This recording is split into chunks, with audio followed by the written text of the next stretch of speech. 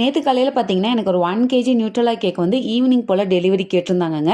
நான் இருக்க ஏரியாவில் பட்டரே எனக்கு கிடைக்காதுங்க. அதனால தான் நான் டவுன்லேருந்தே வாங்கி வைப்பேன். ஸோ நியூட்ரலால சான்ஸே இல்லை. 4 பஸ் ஸ்டாண்டு தள்ளி போனாக்கா அங்கே ஒரு டிபார்ட்மெண்ட் ஸ்டோர் இருந்துச்சுங்க. அங்கே கிடைக்கும்னு சொல்லியிருந்தாங்க. மார்னிங் ஃபஸ்ட்டு கஸ்டமரே நான் தான்.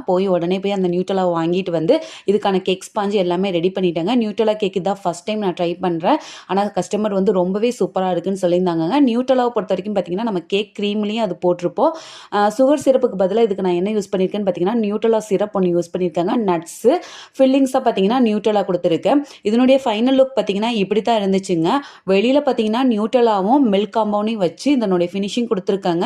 பார்க்கறக்கு ரொம்பவும் சூப்பராக இருந்துச்சு. கஸ்டமரும் டேஸ்ட் வைஸ் ரொம்ப ரொம்ப சூப்பராக இருக்குன்னு சொல்லியிருந்தாங்க. பட் இந்த கேக்கில் தான் ஒரு சின்ன சொதப்பல் ஆகி போயிடுச்சுங்க. அது என்னங்கிறத அடுத்த வீடியோவில் நம்ம பார்த்து தெரிஞ்சுக்கலாம்.